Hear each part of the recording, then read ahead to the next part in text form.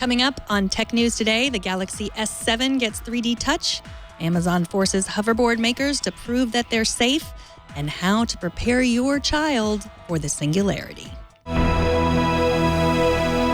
This is Twit. Bandwidth for Tech News Today is provided by CashFly at CACHEFLY.com.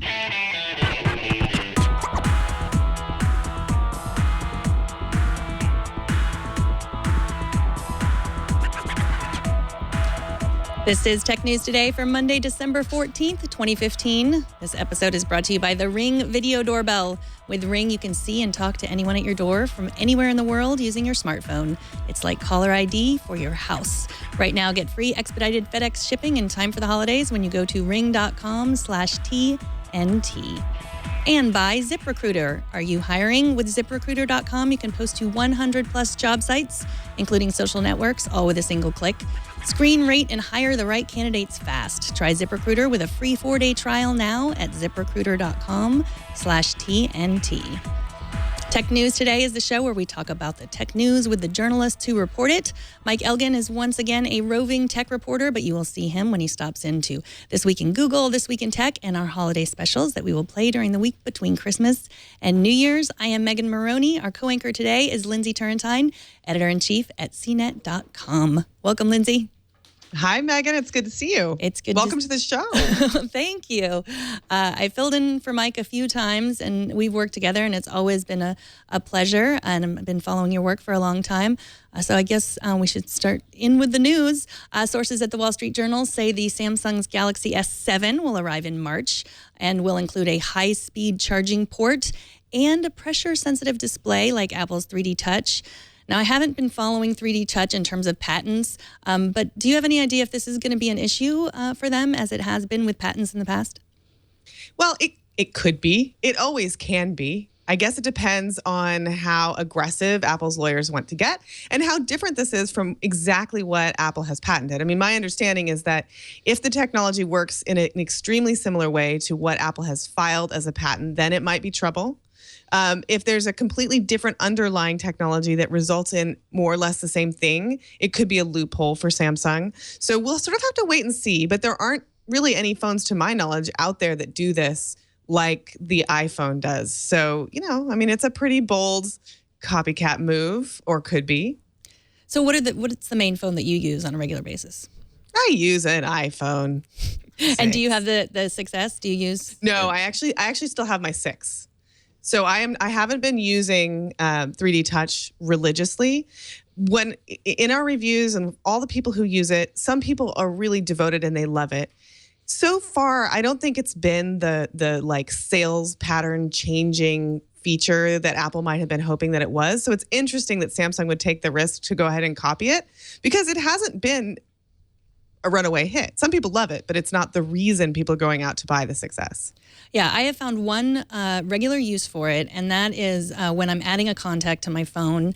It seems to, it's someone's like, well, give me your phone number, and we're just rushed, and then you 3D touch, and it's just add a contact. And for me, like that is the only way I use it regularly. I know there are a lot of other uses, and I think that I'll probably learn them as it goes along. But for me, that's one that's just like save a step because you just want to get a number and go, and you don't want to stand there anymore. So it's been useful. So these are, of course, just rumors of the S7. We don't know for sure sources. They're also considering a Retina scanner, and this has been rumored before. Do you have any idea how likely that might be that the S7 will have a Retina scanner? I think it's possible that a business version or a version of the S7 will have a Retina scanner that would make this an attractive phone for corporate purchases, if you're especially worried about security. It already has a fingerprint scanner. A Retina scanner is an extra layer of the same type of security. So I'm not sure how compelling that is. The other interesting thing about this story is that almost all of these features have actually been rumored in the past. And to me, the biggest news about this story is the timing. And the suggestion here is that the phone will be released probably shortly after Mobile World Congress, which is the last week of February, first week of March, instead of waiting for a while like Samsung did last year. This phone actually might come earlier this year. So that's interesting to me. That is interesting too, because they always have big hype at Mobile World Congress. And then the phone, the hype is almost bigger than when the phone comes out. So maybe they're trying to eliminate that. I think you're right. I think they're trying to eliminate the delta. They don't want people to to get distracted. They want to just go with the excitement and stick with it. And they have so many months of lead time on the iPhone. With that timing, it's maybe more likely that people will get excited and make the purchase because they don't feel like waiting until much later in the year to go through another Apple cycle. And the other news was that the Galaxy S7 Edge might also come out, that same as the S6. It will be the curved version of yeah, which is what we saw, with the S6, and I would assume that they're going to keep it. It's just such a wonderful, even if they're not selling a ton of them, it's such wonderful marketing because it just looks amazing. It is. It's very pretty. Chinese e-commerce giant Alibaba has bought the media assets of the SCMP group, including the South China Morning Post. This was rumored last week, and the deal went through. The South China Morning Post is China's leading English language paper. They report on mainland China, where a lot of big media companies are blocked. I am not a China expert, but do you think this is surprising or shocking that they've bought this newspaper that said some bad things about them? I don't actually think that it's surprising, although not much surprises me about what happens in business in China, because it's so Wild West right now. I think it's a really interesting move. I mean, you've got Alibaba, which sells shares in the United States, probably really concerned about, and this is what the New York Times suggests, concerned about its image abroad. And so owning this paper might help it influence perceptions of Alibaba and of China.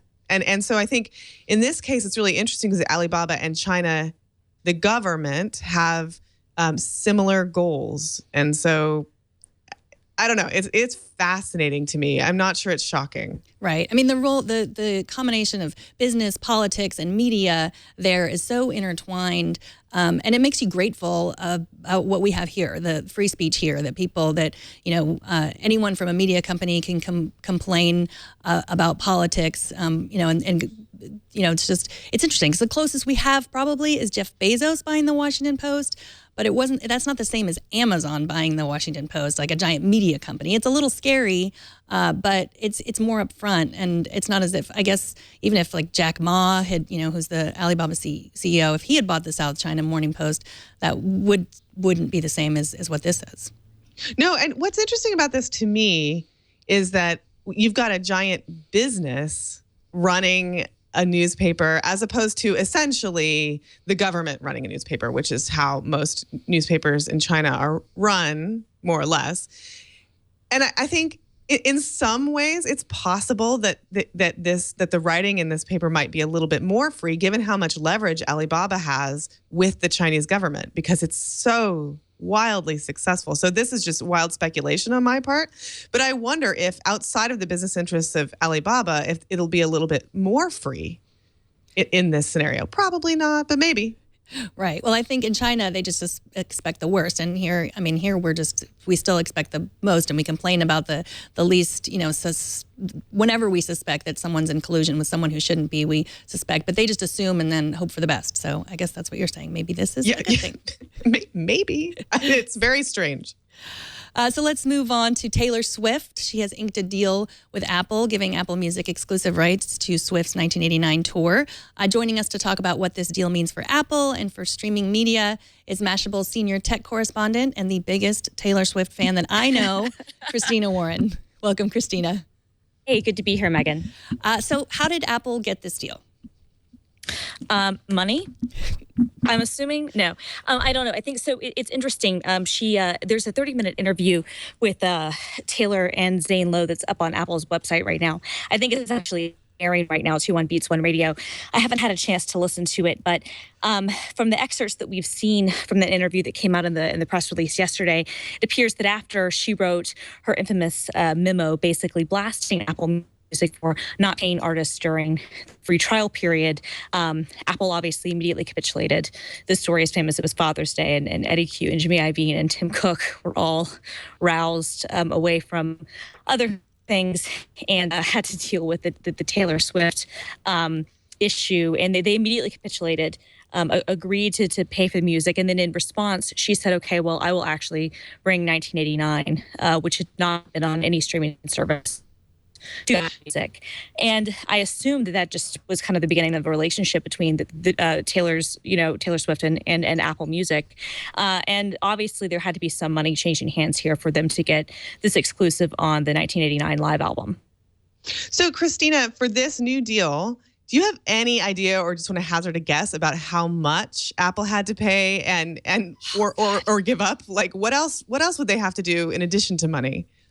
Well, I mean, obviously she's getting a ton of promotion for her songs and for her whole being. They're actually although at this point, Apple's getting more out of it, the Apple is getting more out of it than she is, because there are even going to be Taylor Swift themed gift cards that you can buy in Apple stores. I wonder if that is more of an appeal to Taylor Swift fans than it might be beneficial for her to have excessive merchandising out there. I have to think that it was in the millions that had to be paid for this exclusive. I don't have. I've been trying to kind of reach out to sources. I've been trying to find out things on background or off record. I haven't actually in figures, but I have to think it had to be substantial. Now, what isn't clear is whether or not this is going to be a long-term exclusive or not.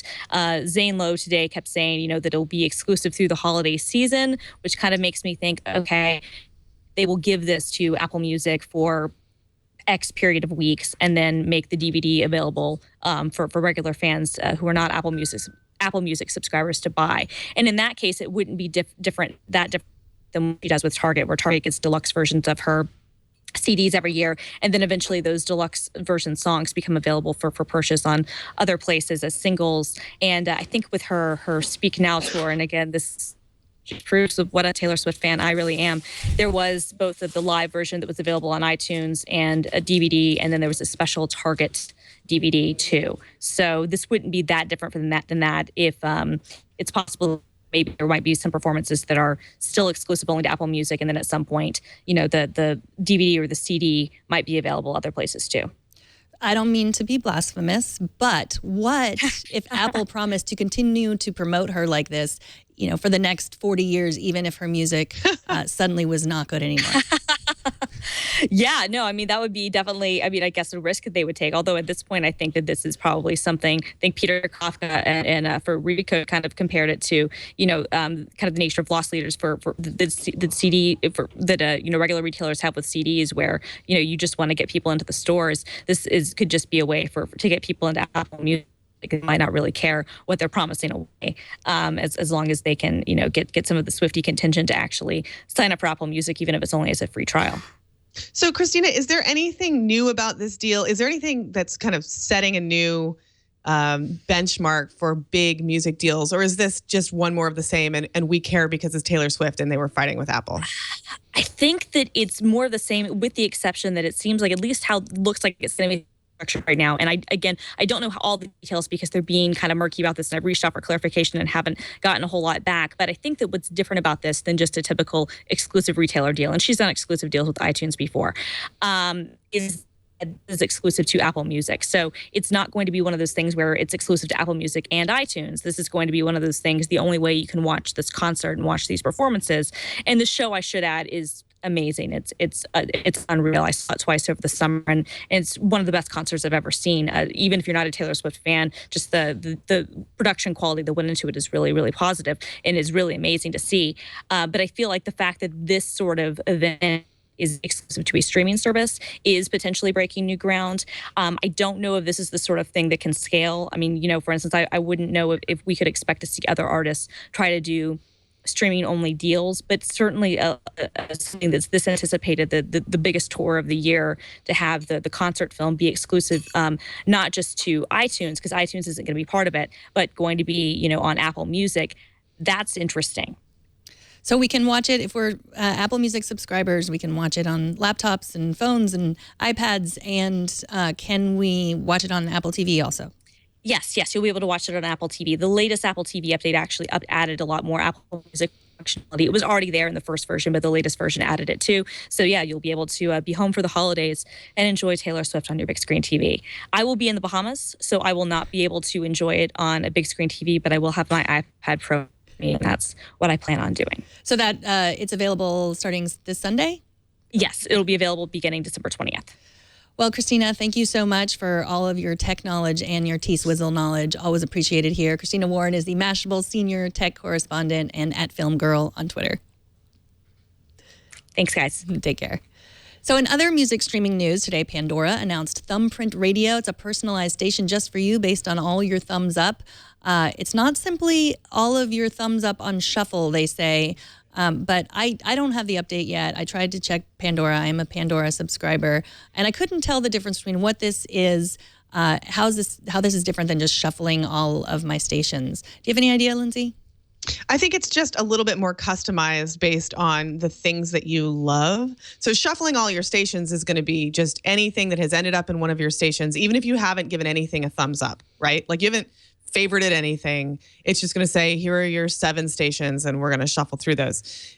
This is really more, we're going to create a new station based on the patterns of the music that you specifically said you like and the songs that you specifically said you like. So even if a song wouldn't be in one of the stations you've already selected, you might encounter it in this new station. And I personally, I think it's actually really cool. I mean, it seems to me to be a way to compete against Apple Music and Spotify and you know, slightly more involved services that really give you a lot of recommendations outside of simply and introduce and that, you know, claim to introduce you to a lot of music you've never heard of. This is a way to compete against that type of extra personalization. And the thing that I like about it is that it's so simple, which is what I like about Pandora generally. It's brain dead easy. And this is kind of one more brain dead easy way to find new music. I think it's pretty cool. Yeah, I think Pandora is easy. And I do think the algorithm is better at finding what I want to listen to. You know, what I love about Pandora, like you said, is its simplicity, and that's what I hate about Apple Music. But I still like to be able to listen to a song when I want to listen to it, which you can't do on Pandora. Yeah, that's true. That's true. It's still very much, you know, set it and forget it and hope that you like what you get. Right. These are real problems. Seriously. The struggle is real. This episode is brought to you by the Ring Video Doorbell. The Ring Video Doorbell lets you see and speak to anyone at your door from anywhere using your smartphone. But it's more than just stopping would-be burglars in their tracks. This time of year, you're probably getting packages sent to the house for the holidays. With the Ring, you can talk to the delivery people and keep an eye on your package. If someone tries to mess with it, you'll get an instant alert and an HD video of the whole encounter. It's like having a neighbor keep an eye on your house 24/7, but without the judgment. Installing Ring takes minutes, and it works with either your current wiring or your built-in rechargeable battery. This year, give the gift of peace of mind and convenience with the Video Doorbell. Time Magazine named one of their top 10 gadgets. Go to ring.com/TNT for free expedited FedEx shipping. That's ring.com/TNT. With Ring, you are always home. On Friday, we talked about findings in the journal Science about a computer vision program that has outperformed a group of humans in identifying handwritten characters based on a single example. It uses something called Bayesian program learning instead of machine learning. And as I talked about in that story, I realized that even though machine learning is just used in translating text, driving cars, fighting fraud, killing spam, everywhere, I talk about it a lot, but I could still use a little primer on what machine learning really is and how it really works. In other words, I need someone to explain it to me like I'm a child. So we called up Noah Waisberg, who has written what might be the only toddler's board book all about machine learning.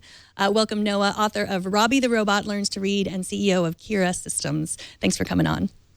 Hi, Megan. Thank you for having me. So what is your quick and dirty explanation of machine learning? So the broad idea with machine learning is that there's different ways to get computers to do stuff. The way that you might kind of traditionally think about getting a computer to do stuff is telling the computer what to do, right? So I would like to teach a computer to speak French, so I put in a French dictionary and I put in a French-English dictionary and I say, translate exactly this word in French to this word in English. And if anybody remembers sort of translation programs 10 years ago, 15 years ago, they didn't actually work very well. What has kind of come to the fore recently in those areas that you mentioned, things like powering self-driving cars or Google Translate, Netflix recommendations, and all sorts of other stuff, is machine learning. And machine learning is the idea that computers can sort of learn better themselves if you give them examples. So the broad idea is that you put in a lot of examples, or sometimes not too many if you're talking about Bayesian program learning, and the computer learns for itself how to sort of make a judgment that's correct. So you obviously think it's very important for everybody to understand machine learning, including toddlers. Can you tell us a little bit more about why it's so important for everybody to understand what this concept is? So the first thing is just that machine learning is increasingly everywhere. Like when you hear about software is eating the world, is taking over sort of white collar labor for you, Lindsey, as a journalist, you might be thinking about some of the programs that can actually write news articles and apparently write them in a way that's relatively indistinguishable from how a human writes them, like as judged by sort of the audience. So there are many people whose jobs will be impacted by machine learning. I'd like to think that many of those jobs will be positively impacted by machine learning. For example, Kira Systems, the software that we build, helps professionals extract data out of contracts, and that's something that typically junior lawyers or accountants would spend a lot of time at. And our software will be helping them do this work. Having been a junior lawyer, it I think would make your job a lot better, but it certainly is an impact. Longer term, down the road, as the machine learning gets better and better, so there are really interesting implications raised by software that sort of can learn and can improve itself to the point where you might get software that can learn how to sort of outthink people and then get better at that. And there are a lot of people who are kind of interested by what will happen then. Some people are pretty scared about that as well. I think more broadly, just that machine learning is part of modern life, and it's something that people should know about. So maybe you should rename the book, read this book, or your job will be taken by a robot? Well, I think your job might still be taken by a robot even if you read the book. I can't make that guarantee. I'm an ex-lawyer. I'm very careful about what I say with that stuff. But I do think it's important to understand. Yeah, I mean, somebody still has to be creating all of this software. So, I mean, there still has to be someone in charge of that. Really? Not necessarily. No robot can write like me. My co-founder, his sort of postdoctoral research was literally on software that writes software. That's sad. So, I would not assume that is the case, but I think it is true. Like, I think we're a long way away from the singularity. I think Bayesian program learning, though it is also neat, sort of is an example of that we are actually pretty far away from the singularity. And the singularity, by that I mean the idea of sort of computers becoming able to learn well themselves independently in a sort of broad sense. We're quite a ways away from that.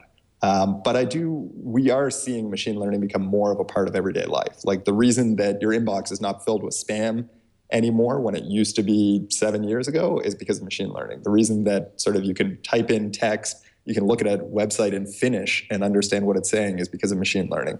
The reason that good movies get delivered to you on Netflix or you get sort of interesting suggestions for other books to check out on Amazon is because of machine learning. Self-driving cars is machine learning as well as a bunch of other stuff. So it really is very prevalent in today's world. So can you explain the difference between Bayesian program learning, the story I was talking about earlier, and machine learning? From what I understood, was that Bayesian program learning needs less information, where machine learning needs huge amounts of data in order to learn. Bayesian program learning, actually, or BPL as it's called, actually needs less information. Is that accurate? Well, let's step back for a second. BPL is just a subset of machine learning. It's just a type of machine learning. So. And it happens to be a specific type of machine learning where it doesn't need a lot of examples. But even that is a bit inaccurate because, in fact, the way that so what Bayesian program learning does is it learns how to draw characters like glyphs. So you could think of it as the letter A, but probably more like something that your young children would draw. And so they gave the system examples of these characters and it learned how to draw them quite quickly, whereas many of the sort of other systems that they compared BPL against in this paper, as well as humans, took more data. So the humans didn't take as many data, but the BPL performed relatively well compared to them and better than these other broader systems. But even there was a lot of what's called pre-training. So they gave this BPL system a whole bunch of examples of sort of characters being drawn in other ways. So that's piece number one. And then piece number two is they actually sort of hard-coded the actual physical process of drawing characters, right? So like, here is how you push the line. And so that is kind of, when you think about BPL, it's really neat. Like, it's really cool to see the state of the art in any area of machine learning being pushed along. At the same time, it is probably of somewhat limited applicability outside of areas where you could hard code physical processes, right? So thinking about things like sculpting or painting or drawing. For us, for example, with teaching our software to extract data out of contracts. So like, how long does this agreement last for? What's the assignment provision? We could model, I guess, a lawyer sitting at a desk reading a contract, but the really interesting thing that's happening with the lawyer reading the contract is sort of happening in their mind, and we don't know how to model that. So something like BPL wouldn't be too useful for us. It also sort of is great in an area like teaching a system to learn how to draw characters, where there's kind of like, there is a sort of limit to how good you can do, and the person doing it is pretty good at it. In our case, and I think a lot of other cases of machine learning, like self-driving cars, the idea is that people aren't actually that great at these things, right? Like, people aren't that great at driving cars. Right now, they're okay. Same thing with reviewing contracts. People make lots of mistakes at it. So if you sort of set the bar as modeling what a human's doing and trying to replicate it, you might actually be leaving a lot on the table of room for improvement. Does that help, Megan, as an explanation? It does, yes. Yeah, this is thorough. So here's a big question that is not specifically related to Bayesian program learning, but for people who feel a little bit of anxiety around this whole concept, what is the difference between machine learning and artificial intelligence conceptually? So personally, I prefer machine learning than artificial intelligence, but machine learning is a subset of artificial intelligence. The sort of idea with artificial intelligence, so machine learning, so I was talking at the start about rules-based systems, right? You could tell a system, if you see the word livre in French, it means book, right? And that could just be a pure rule. And that would be an artificial intelligence of sorts, right? It is able to solve a problem that someone gives it in an artificial way. The thing about artificial intelligence, and then machine learning is just one set of approaches to solving or to artificial intelligence problems. And then BPL is just sort of one of many different approaches to machine learning that tend to break down just along different categories of machine learning. Does that help? Absolutely. The distinction between them? Yes, very helpful. It's a lot of us really want to understand what this landscape looks like, because it's going to be so important over the coming decades. So the more we understand, the better. Yeah, I think artificial intelligence is maybe a bit more of like the hand-wavy thing, whereas machine learning is like a little bit more concrete, and BPL would be actually like much more concrete. Like, people might be reading about machine learning, but we're not doing Robbie the Robot Learns to Read about BPL yet. So one might. I think one thing to remember with artificial intelligence and machine learning is it's a form of intelligence, but it's not like the form of intelligence that we have. Not to say it can't be better in a lot of specific domains, but it is like very different. So our system, for example, like people who use our system outperform people who don't at extracting data out of contracts. But that doesn't necessarily mean that the system is kind of thinking exactly. It more has been trained to sort of recognize patterns in a statistical way and just sort of apply those in a way that kind of gives results that's like what an intelligent person would do, but it's not actually thinking in the same way that a person does. So you brought up the singularity, which is the idea that computers would become smarter than us. There's also the fear of all of the money behind all of this machine learning and research and the big companies and owning that instead of, research institutions owning it. And last week, Elon Musk and some others created the Open AI Society for developing artificial intelligence without the need to make a profit. Do you have any thoughts on that? So there is a lot of work going on with machine learning, right? Like there's work going on at huge companies like Google and Facebook and Amazon and IBM are all pouring tons of money into machine learning. There's also a lot of work going on with machine learning with sort of smaller companies like places like us who are doing something pretty specific in machine learning that is just tighter than what some of those big companies would be working on. I think broadly the sort of thing we are right to be worried about it. The real sort of fear with machine learning is that a system learns is sort of improperly instructed. So it decides to pursue a certain problem that it sees as critically important. Like if you think about your dryer buzzing at home and it's like really, really, really loud and you're like, who would have ever told, like, to me, the fact that the drying is done is not critically important. Like I maybe don't even care. But to the dryer, it's super important. And to the people who program the dryer, it's super important. And what you worry about, and I think what Elon Musk and others worry about, is just the idea of this artificial intelligence sort of getting smarter than us, but that isn't programmed in the right way and is programmed to do something weird that has very negative consequences for humanity. And the sort of fear is that once a sort of learning system that knows itself how to learn and improve itself gets good and gets better than humans, it could get a lot better than humans. And if it's not sort of instructed the right way, it might do really terrible things to the human race, like wipe us out. I think that's why things like Musk's effort, and I think Musk has really been quite good around that, are very important. Well, Noah Waisberg, thank you so much for explaining all of this to us. Noah is the author of Robbie the Robot Learns to Read. It's a board book. He's also the CEO of Kira Systems and at NWAISB on Twitter. Where can people buy the board book? Amazon.com is a terrific spot to get Robbie Reads. Thank you so much for coming on. Thank you very much for having me. I enjoyed this. So moving on to the latest holiday crisis, the hoverboard. Amazon has pulled some or most of its hoverboards from its U.S. and U.K. catalog. A representative from leading hoverboard maker Swagway said they have to prove they're safe before they'll be back. Lindsey, where do you fall on the hoverboard debate? Oh, gosh. Okay. Well, they're not going to go away.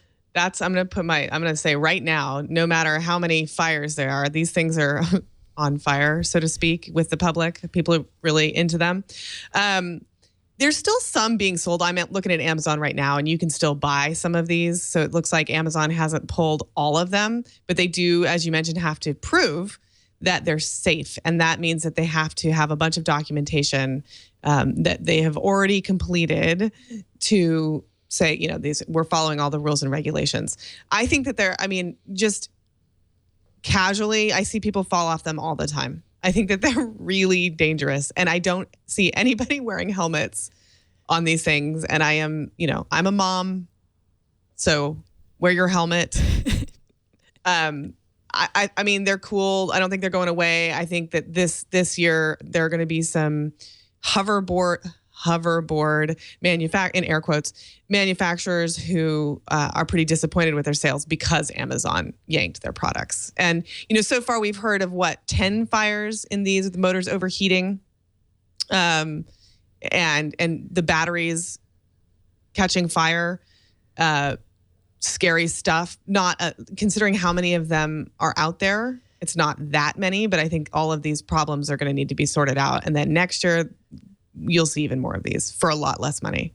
Right. We should definitely, I agree, wear your helmet, but they're not going to take off bikes or skateboards or not let kids climb trees or anything like that. This is really they're not making a judgment on the safety of riding them around, but just on the batteries blowing up and setting your house on fire. And I mean, this is kind of it's a patent issue, right? Like the patent wasn't totally worked out, so now anyone can create a hoverboard.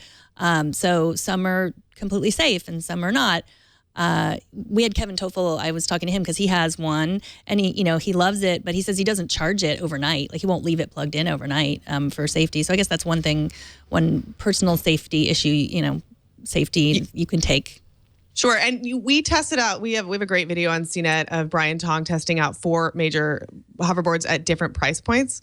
Like you said, the patent didn't get entirely sorted out, but there are huge quality differences. And you can find these things, or you could, for anywhere between $199 to $1,600. And the price actually does make a difference. I mean, our recommendation was do not buy something for $200, right? Spend a few $100s on these, because the manufacturers who are using that patent to do this the right way and not just make a quick sale are the ones who are going to make a hoverboard that's not going to catch fire. Now, whether or not you fall off it is a totally different thing. And I've met people who've broken wrists already on these. Right. And whether or not you look silly riding it as if you're over 20 is a totally different thing also. Yes. And don't do it in heels. I found that out the hard way. Don't do it in heels. So, yeah, I mean, and it's really interesting. I mean, also just the name, they neither hover nor do they fly. So I'm not a fan, just starting with semantics and on from there. No, I mean, I want a real hoverboard. Right. And don't, let's not let this slow down hoverboard manufacturing, real hoverboard research. Come on, guys. Exactly. So are you hiring but not sure where to find the best candidates? As a business owner, your company is only as good as the people you hire. Posting jobs in one place isn't enough to find quality candidates, and short staffing leaves little time to post to dozens of job sites. Thanks to one of our sponsors, ZipRecruiter.com, you can post to 100 plus job sites with one single click and be instantly matched to candidates from over nearly 6 million resumes. Just post once, and within 24 hours, watch your candidates roll into ZipRecruiter's easy-to-use interface. ZipRecruiter has been used by over 400,000 businesses, and you can try it now for free. Getting the right people for your company is very important. Scott, a happy ZipRecruiter client, said the recruiting process used to be so painful. Before, I'd post to several places, get a million resumes, but only a few responses from qualified candidates. It was torture. But with ZipRecruiter, we post once and get qualified candidates in one easy-to-review place. We've hired some of our best employees using ZipRecruiter. Today, you can try ZipRecruiter for free. Go to ZipRecruiter.com/TNT. That's ZipRecruiter.com/TNT. And we thank ZipRecruiter for their support of Tech News Today.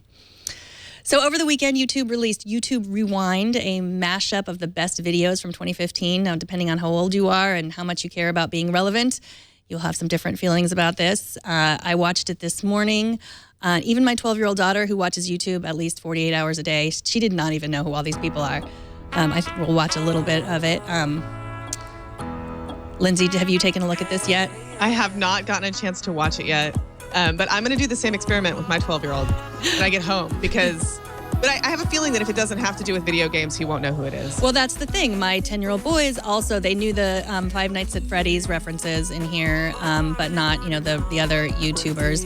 What I found so interesting is it just really shows how scattered media is. I mean, what it means to be popular is so different. I mean, it used to be that there were just a few people that were what we would call famous, but now there's so many people. Yeah, I mean, and there are people who some small segment of the population will feel really passionately about, and everyone else will just kind of shrug. And that's actually really cool when you think about it, right? Like, so everybody gets to be famous. Right. And not everybody. I mean, that's the other thing. The cream will still rise to the top. The other interesting thing about this is, there's been studies that, like, in the top 10 most popular YouTube videos, there's still some people that have the major backing of huge media companies. I think John Oliver is in here, a couple other people that are still getting to where they are through traditional media. So it's not everyone. But yeah, it's true that, Miranda Sings is in here. I don't know if you've heard of her. She is hilarious. She is a big YouTuber. She, has been on Jerry Seinfeld's show. And I am just amazed at how few people know who she is, because there's just so much, there's too much to watch. There is too much to watch. If you look at this, by the way, this compilation is extremely highly professional, which backs up your point, which is that, like, high production value is pretty much always going to win in the long run. I mean, you see that Google didn't, the YouTube folks didn't choose to highlight some some, unshaven mess sitting in front of a webcam. Well, this is Miranda's things that we're looking at right here. And she is wonderful because she makes fun of what a lot of YouTubers are doing, which I think is really funny. But yeah, they took the unshaven messes and they gave them the right makeup and put them on. Exactly. Oh, this is awesome. It is. So I recommend watching it.